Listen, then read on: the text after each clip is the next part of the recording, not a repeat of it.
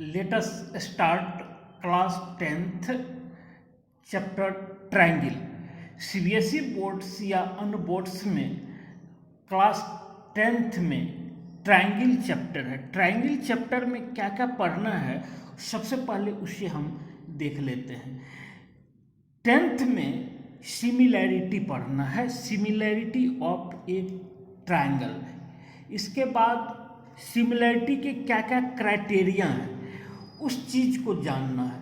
इसके बाद areas of similar triangles के थ्योरम और पैथागोरस थ्योरम, जो फेमस पैथागोरस थ्योरम्स है। राइट एंगल्स ट्रायंगल में हाइपोटेनस का स्क्वायर अन्य दोनों साइड्स के स्क्वायर के बराबर होता है, इसे प्रूफ करने के लिए इसमें है, जिसे हमें जानना है। इसके बाद इंटरनल एंगल डिवाइडर्स थ्योरम है। इन सब चीज़ों को हम डिटेल्स में जानेंगे। सबसे पहले हम जानेंगे BPT. BPT basic proportionality theorem, अर्थात ट्रायंगल के सबसे शुरुआती में 10th क्लास में जो है बीपीटी बेसिक प्रोपोर्शनैलिटी थ्योरम, जिससे हम थेल्स थ्योरम भी कहते हैं, थेल्स थ्योरम। ये थेल्स थ्योरम को हम कैसे प्रूव करेंगे और इसी से सारे प्रॉब्लम्स सॉल्व होते हैं और सारे थ्योरम बनते हैं। अब हम स्टार्ट करते हैं थेल्स थ्योरम। थेल्स थ्योरम है क्या, इसे हम समझने का प्रयास करेंगे। कोई एक ट्रायंगल है, मान लेते हैं हम ये ABC एक ट्रायंगल है, A, B और C। तो इस किसी भी ट्रायंगल में किसी दो साइड्स का इंटरसेक्ट करने वाली रेखा जो तीसरी भुजा के समानांतर हो तो उसे एक रेशियो में बांटता है जो समान होता है। जैसे अगर ये BC के समानांतर ये DE खींच लेते हैं तो ये समानांतर है, तो AD by BD equal to AE by CE होगा। अर्थात इतना बाय इतना और AE बाय CE ये होगा। कहीं भी इंटरसेक्ट करता है तो इसी का एक स्पेशल हो जाएगा, जो अगर ये बाइसेक्ट करेगा। ये इंटरसेक्ट की बात हम जनरलाइज करते हैं। कोई जैसे मान लीजिए ये ट्रायंगल है और इस ट्रायंगल में इसके समानांतर हम कोई स्ट्रेट लाइन ड्रॉ किया जो पैरेलल है इसके, तो यहाँ से यहाँ तक का लंबाई बटा यहाँ से यहाँ तक का लंबाई बटा यहाँ से यहाँ तक का लंबाई बटा यहाँ से यहाँ तक का लंबाई, अर्थात इसका प्रोपोर्शनैलिटी, इसका अनुपात समान होगा। यही हमारा थ्योरम कहता है, जिसको कहते हैं सबसे पहले का theorem BPT basic proportionality theorem, जिसको हम थेल्स प्रमेय कहते हैं। इसी से हम सिमिलैरिटी को निकालते रहेंगे और सारा प्रॉब्लम सॉल्व होते रहेगा।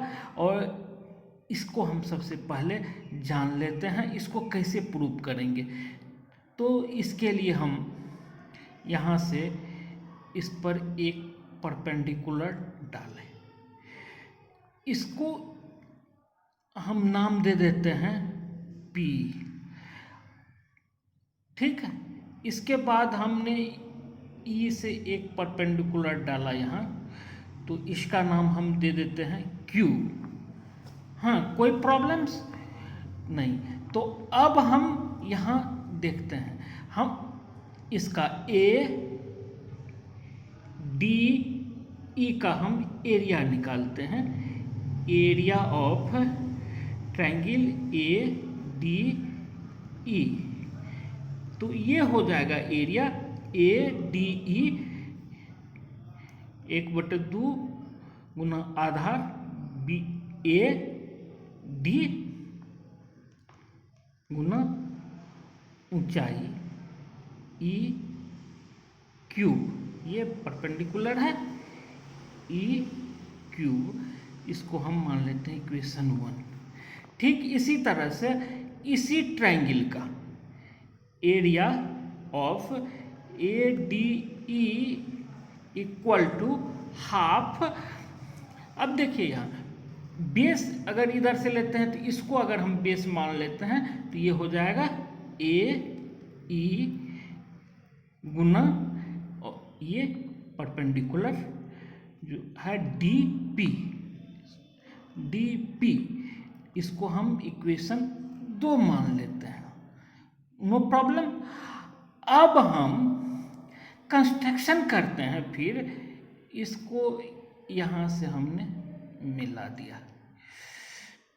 इसको मिलाने के बाद हमारा ये ट्रायंगल बनता है BED। हाँ, तो अब हम BED का एरिया निकालते हैं। एरिया ऑफ BDE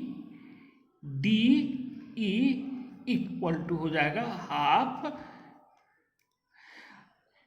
ये BD इसका आधार हो गया, BD आधार हो गया गुना ऊंचाई इस ट्रायंगल का BED, ये ट्रायंगल जो बना इसका एल्टीट्यूड ये हो जाएगा QE।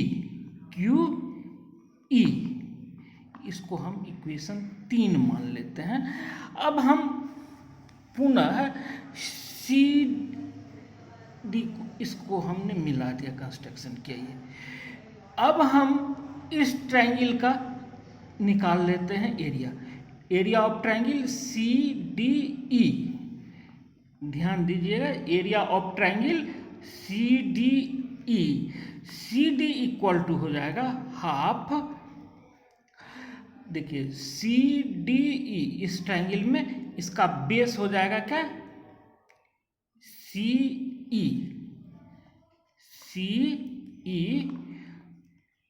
मल्टीप्लाइड बाय ये बेस हो गया।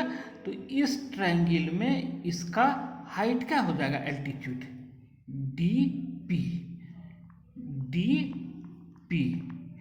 ये इक्वेशन 4। संपूर्ण वीडियो को देखेंगे तब लाभ होगा। इसके बाद इसमें जो कुछ छोटी छोटी बातें हैं उसे भी मैं बताऊंगा, जो संभवतः टीचर प्रायः नहीं बताते हैं और लिख देते हैं। समझने की सबसे बड़ी बात है, और ये अंक अगर डायरेक्ट पूछे जाते हैं तो सीधे सीधे आपको मिलेंगे। अब हम देखते हैं हमारा रिक्वायरमेंट्स क्या है।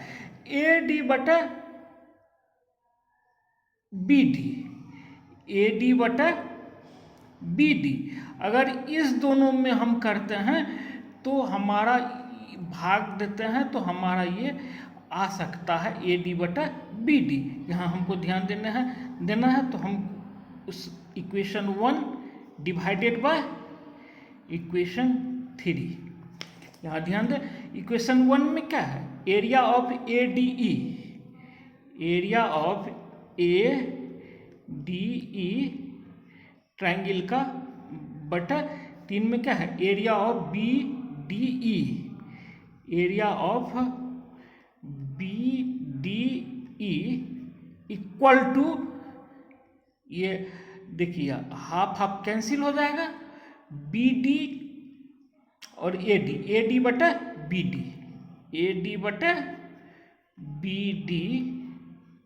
और यहाँ ये क्या है EQ/QE, ये भी कैंसिल हो जाएगा, EQ/QE, EQ/QE सेम ही है तो ये कैंसिल हो गया, तो ये निकल गया एरिया ADE/एरिया BDE, एरिया ऑफ ADE इस ट्रायंगल का बटा एरिया ऑफ BDE इसका हमने निकाला। अब हम फिर से इससे 2 में 4 से भागा देंगे। यहाँ ध्यान दीजिए, इक्वेशन 2 डिवाइडेड बाय इक्वेशन 4। तो इक्वेशन 2 क्या है? Area of ADE divided by area of area of CDE, area of CDE। Area, अब हम देखते हैं एरिया ऑफ ADE क्या है समीकरण 2 में और समीकरण 4 में। समीकरण 2 और 4 को देखें तो हाफ हाफ कैंसिल हो जाएगा। ऊपर वाला में क्या बचा हुआ है? AE बटा CE, AE बटा CE, और यहाँ 2 में क्या है? DP बटा DP, ये कैंसिल हो गया तो ये आ गया। अब देखिए इसको हम मान लेते हैं समीकरण 5 और इसको हम मान लेते हैं समीकरण 6। तो ये देखिए एरिया ऑफ ADE बटा area of BDE, area of ADE बटा एरिया ऑफ CDE। तो अब ये दोनों एरिया अगर समान हो जाता है तो यह और यह समान हो जाएगा। तो अब हमको लगाना है क्या? Area of BDE equal to area of CDE, area of BDE equal to area of CDE। अब ध्यान देना है यहाँ थोड़ा सा, देखिए BC पैरेलल है DE का, और ये बेस अगर हम इसको मान लेते हैं, ये बेस है, इस बेस पर ये ट्रायंगल बना है, इसी बेस पर ये ट्रायंगल बना है, तो दोनों का एरिया समान होगा। इसको हम यहाँ पुनः समझ लेते हैं। अगर दो पैरेलल लाइन है और बेस अगर उसका समान है तो इस बेस से हमने ये ट्रायंगल बनाया, इसी बेस से इस पैरेलल लाइन के बीच हमने ये ट्रायंगल बनाया। जो भी ट्रायंगल इस बेस से बनेगा सेमी बेस में और एक पैरेलल लाइन के बीच, उस सब तीनों ट्रायंगल का एरिया क्या होगा? समान होगा। इसी थ्योरम से इसका एरिया और इसका एरिया समान हो जाएगा। तो अर्थात हम ये लिख सकते हैं area of BDE equal to area of CDE, area of BDE equal to area of CDE। तो ये एक थ्योरम नया ज्ञान आया, इस चीज़ को ध्यान में रखेंगे। ये इम्पोर्टेंट थिंग्स हैं इस थ्योरम को प्रूव करने के लिए, यही बच्चे फंसते हैं। तो यहाँ ये दोनों इक्वल हो गया, तो ADE बटा BDE, ADE बटा BDE, तो इस दोनों से हम मिला के लिख सकते हैं AD बटा BD इक्वल टू AE बटा CE। अब यहाँ हम देखें AD बटा BD है ना, AD बटा BD और AE बटा CE, यही थेल्स थ्योरम है, यही हमको प्रूव करना था। तो यही हमारा प्रूफ है। यहाँ एक चीज़ और आप देखे होंगे, इसका इस ट्रायंगल का एरिया निकालने के लिए हमने ये हाइट लिया था। इस चीज़ को ध्यान में रखें।